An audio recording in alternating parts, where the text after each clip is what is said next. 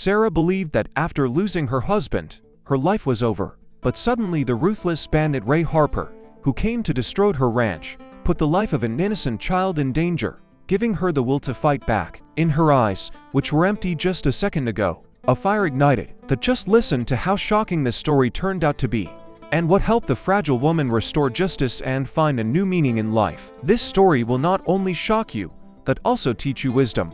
So be sure to watch until the end so you don't miss the incredible climax and the important conclusion we have prepared for you. Don't forget to like and subscribe so you don't miss new stories.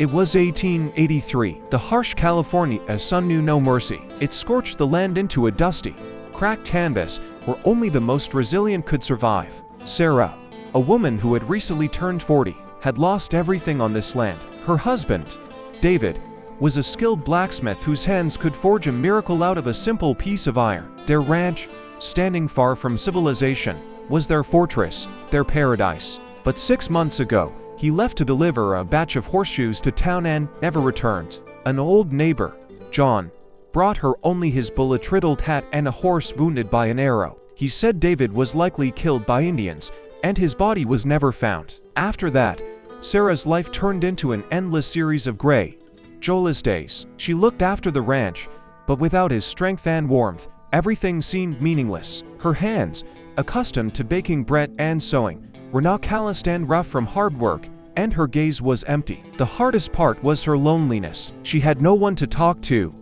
No one understood her pain. To people around her, other settlers would say, "That's life in the Wild West. You have to be strong, Sarah. Your place is here, on this land." But they didn't know that she had long ago lost all purpose in this existence. She worked to keep from going insane, but every night, lying in her cold bed, she would fall into a bottomless abyss of despair. David, her David, with his warm smile, with his strong hands, would never hold her again. It was unbearable. She felt like a burden to this world, unwanted, forgotten. One day, as she was mending the fence, a wagon pulled by 2 skinny mules approached her ranch. A woman, Anna, whom Sarah occasionally saw when she passed by, stepped out. With her was a small girl of about 7, her daughter, Lily. The girl had light pigtails braided into her hair and bright, curious blue eyes. Lily shyly hid behind her mother's skirt. Anna said their wheel had broken and they needed to spend the night while her husband, Jonathan, fixed it. Sarah nodded indifferently, but agreed, feeling that it would be cruel to refuse them. She fed them, but barely touched the food herself. Her thoughts were far away, in the past, where she had been happy. Lily, quiet and shy, watched Sarah the whole time. She saw how the woman moved slowly, as if in a dream, how her eyes looked through people without seeing them. It was unusual for the girl, who was used to warm smiles and gentle hugs. That evening, when Anna was putting Lily to bed, the girl asked her, "Mom, why is Aunt Sarah so sad?" Anna sighed and explained that Sarah had lost her husband and that now she was all alone. "She doesn't see the point in living, Lily. Her heart is broken," Anna said quietly. The girl thought about it. She didn't understand how one could live without purpose, because in her world, everything was full of it. Games, songs. Her mom smiled. The next day, when Anna and her husband Jonathan were busy fixing the wagon, Lily walked up to Sarah, who was sitting on the porch, mechanically sorting through dry leaves. The girl was so close that Sarah could feel her warmth. She looked up, and her gaze finally focused. "Aunt Sarah," Lily asked quietly, Are you not needed by anyone anymore?" Sarah froze. That question, so simple and childish, hit her right in the heart. She had never thought about it out loud, but this very feeling of being unneeded was the root of her suffering. She believed that after David's death, her life, her existence, had lost all meaning. She was just a shell that performed routine actions, but did not live. And this question, asked in an innocent child's voice, unexpectedly made her think. She looked at Lily. The girl didn't wait for an answer, she just looked at her with her clear, trusting eyes, and in that gaze, there was not pity, but pure curiosity and genuine interest. In that look, she saw not pity, but something she had long lost, a connection. After Lily's question, Sarah's life didn't change instantly, but a barely noticeable crack appeared in her heart, through which a faint ray of light broke through. Lily, without realizing it, became her shadow. She didn't pry with questions, didn't try to comfort her, but simply stayed nearby. When Sarah fed the chickens, Lily sat on the step,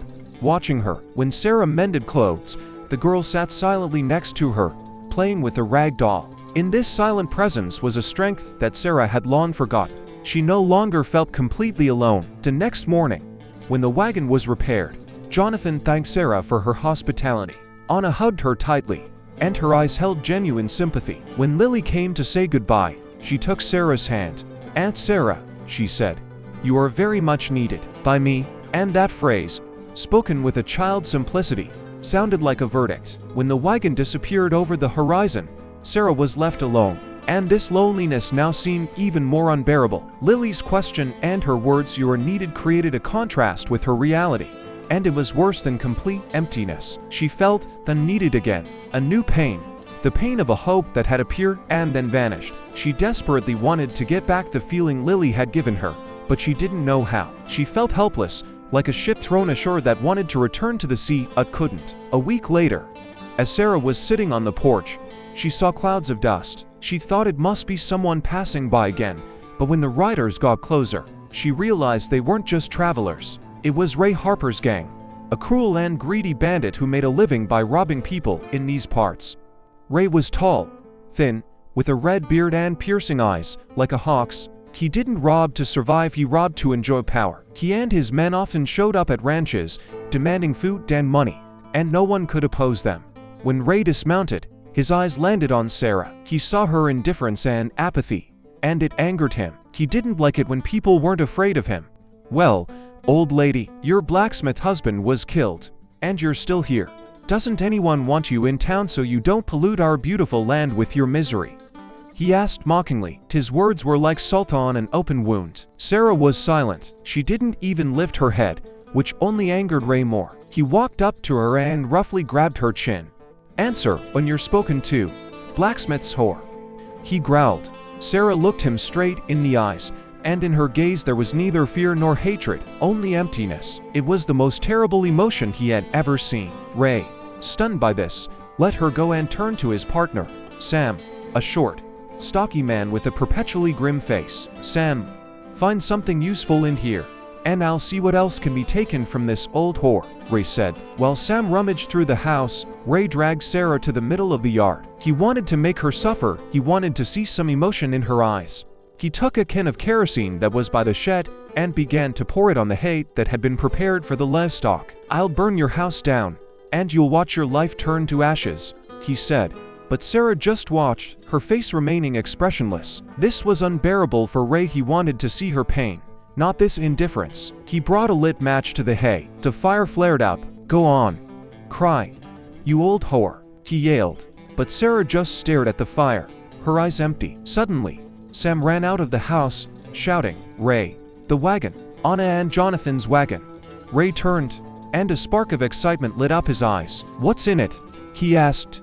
"They're hauling gold, a lot of gold," Sam yelled. At that moment, as Ray was about to leave the ranch to chase the wagon, Sarah lifted her head. In her eyes, which had been empty just a second ago, anger flared. She wasn't just looking at Ray, she was burning a hole through him with her gaze. "This is my land, mine, and you don't dare touch it," she screamed, and there was such power in her voice that Ray took a step back. But the anger quickly gave way to despair. "You can't do that. My daughter is in there. My Lily," she screamed, but it was already too late. Ray, seeing the fear he had so long wanted to see in her eyes, laughed. "Well, old lady, you're talking now. Your little girl isn't my concern.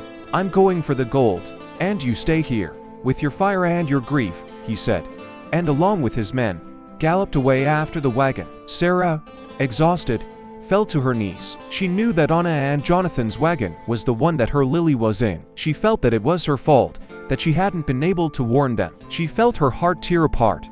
It seemed to her that her life was turning into hell again, only now she was dragging an innocent soul with her. She sat on the ground, watching the fire that was beginning to flare up, and her mind was clouded. It was her fault. She should have warned them. She should have done something. But she was paralyzed by the pain that had returned with new force. She thought it couldn't get any worse, but life could always throw another punch. She felt that her life, her existence, had lost all meaning, and now she was to blame for the life of a little girl being in danger. She looked up, looked at the sky, and her eyes were full of tears. She didn't know what to do. She was in despair. The fire that had flared up in the hay was quickly dying down, but in Sarah's heart, it was just igniting. It was not anger, but determination mixed with despair. She knew she couldn't just sit idly by. Lily, that little girl who had given her back a sense of purpose, was now in danger, and it was her, Sarah's, fault. She couldn't allow this small, bright soul to suffer because of her indifference. The words of Lily flashed in her mind.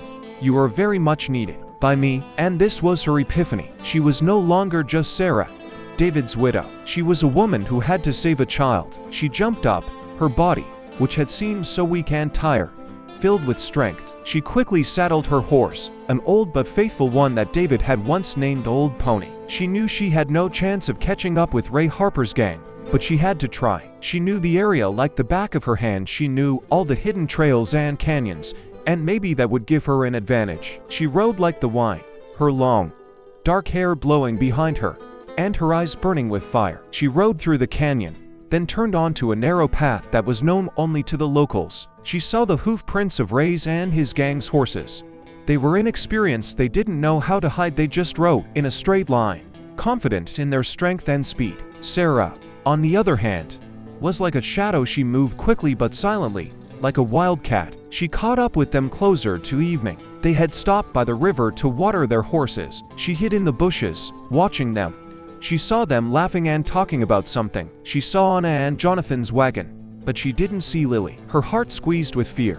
She knew she had to act, but how?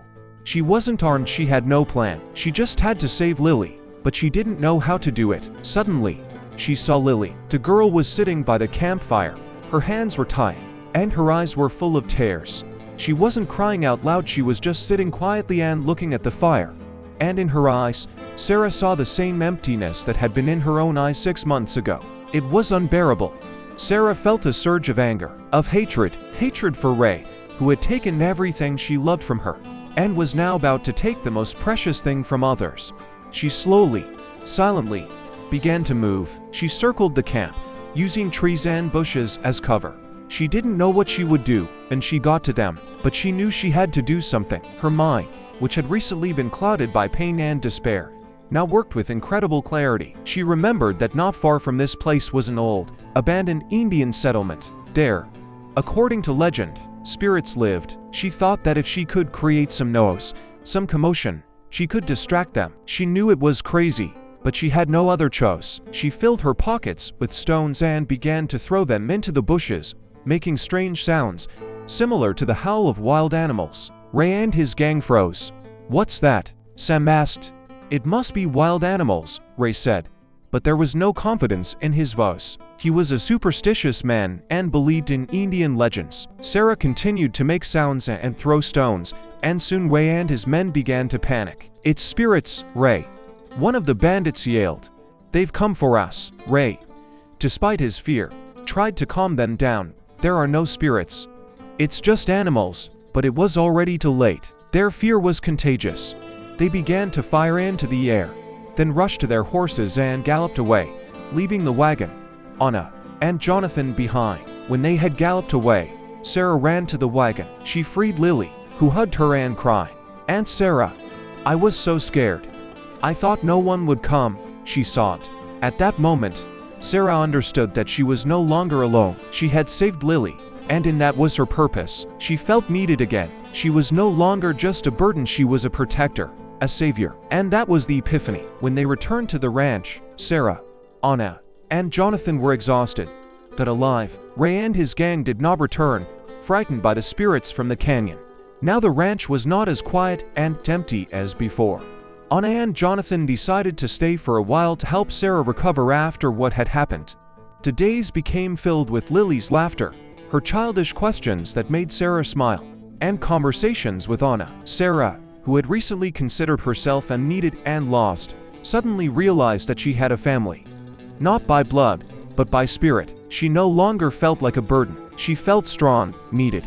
She realized that the meaning of life is not in finding one's purpose, but in being useful to others. She understood that her pain, her loneliness, was not the end, but the beginning of a new life. She no longer hid from the world. She was open to it. She realized that the loss of her husband was terrible, But it was not the end of her life. It was a test that she had to pass to find herself. One day, when Sarah and Lily were sitting on the porch, Lily asked her, "Aunt Sarah, are you not going to be sad anymore?" Sarah smiled. "No, darling, I won't be sad anymore, because I realize that I am needed. I need you." Lily smiled, and her smile was as bright as the summer sun. Sarah realized that her life had been filled with meaning. This was hope. When Nana and Jonathan finally left, Lily stayed with Sarah. She wanted to stay, and Sarah couldn't let her go. She realized that her life, which had seemed so empty, was just a field waiting for something to grow on it. And that something was Lily. Sarah began to teach her to read, write, and cook. She became not just an aunt to Lily, but a mother. And Lily became not just a child to Sarah, but her salvation. She helped Sarah get out of the darkness. She was that little girl who, by asking one simple question, melted the heart of a woman who thought she was not needed by anyone. Conclusion and lesson. This story, though it takes place in the Wild West, has a universal message. In every person's life, there comes a moment when it seems that everything is lost. We can feel unneeded, forgotten, especially as we get older, when our children grow up and leave, when we lose loved ones. But Sarah's story shows that the meaning of life does not end with age or loss. It can be found in the most unexpected places, in the simplest of questions. Helping another person, the love we give, and the care we receive is what gives us the strength to move forward. Perhaps we are no longer needed in the same role as before, but there will always be someone who needs us very much. This story is a reminder for grandparents that their wisdom and love are a priceless gift that they can pass on to the next generations, and that their lives are full of meaning if they are willing to see it. It is a reconciliation with the past and the realization that the future is always in our hands.